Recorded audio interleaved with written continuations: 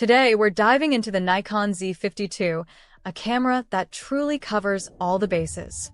From the vlog-friendly Z30 to the retro-chic ZFC, and now this more serious, SLR-inspired design.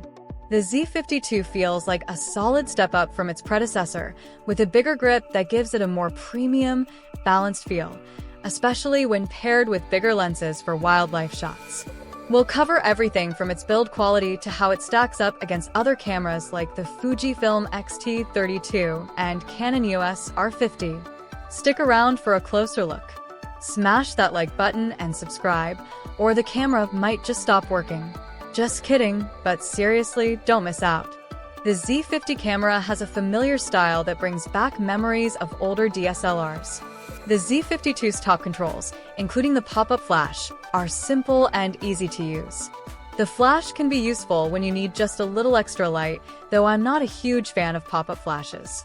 It's better to have one and not need it than to not have one when you do. The touchscreen and control pad work well for adjusting focus, though I often stick to the single centralized AF point. The Z50 II doesn't have an AF joystick, which I find a bit of a drawback, but it does have plenty of customizable buttons and dual control dials, which is impressive for a camera in this class. The LCD panel has been updated. The original Z50's design made selfie shots a bit awkward, but now the new screen fully articulates to the side of the camera, making it much easier to use for vlogs or selfies. The new EVF, while still at 2.36 million dots, is brighter and sharper than before, reaching around 1000 nits of peak brightness. The battery life is better now with a new battery type, the Yen EL25A, though you can still use the older Yen EL25 batteries if needed. The camera has a single SD card slot, and it's weather-sealed to a decent level.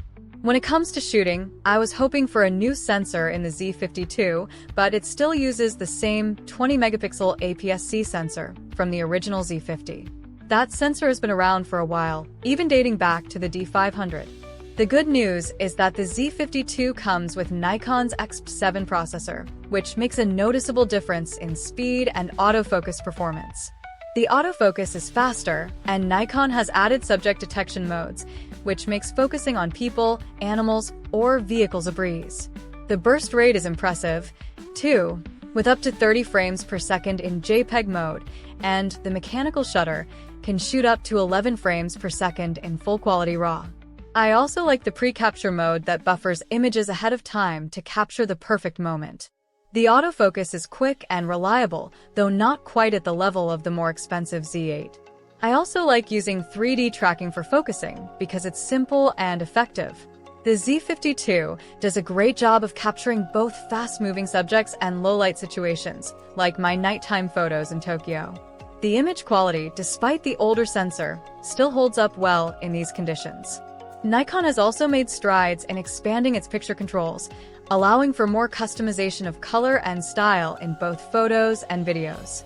The new picture controls come in two formats: image recipes, cloud-based presets created by professional Nikon creators, and flexible picture controls, which users can create themselves in the NX Studio software.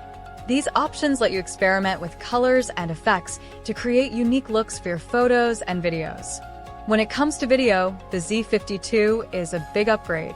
While the older 21MP sensor limits full width 4K to 30p, the camera can record 4K at 60p with a 1.5x crop. The big improvement is that it now records 10-bit video and supports Nikon's N-Log format for more flexibility in post-production.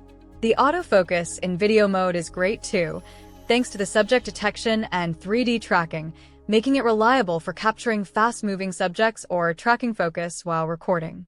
Other video upgrades include a fully articulating screen, a microphone jack, and a headphone jack, which make it much more suitable for video creators.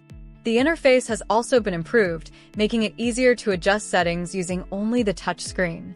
For even more control, the Z50 II includes waveforms for exposure monitoring, a feature not often found in cameras at this price range.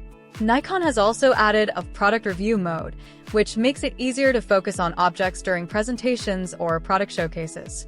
The camera switches focus from a person's face to an object when held up to the lens. It's a neat feature for influencers or presenters.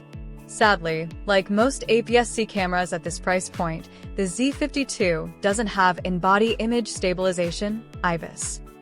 However, digital stabilization has been improved, though it still causes some crop and may look a bit wonky at slower shutter speeds. The good news is that Nikon's APS-C zoom lenses have vibration reduction, which helps to compensate for the lack of IBIS. If you prefer primes or third-party lenses, though, stability may be an issue. Despite these small drawbacks, the Z50 II is a great hybrid camera, especially if you prefer a camera with an electronic viewfinder for video. It's a major step forward for Nikon APS-C cameras, offering great video features, a solid body, and impressive autofocus performance, making it a top choice for hybrid shooters. The Z50 II is a well-rounded camera that delivers serious performance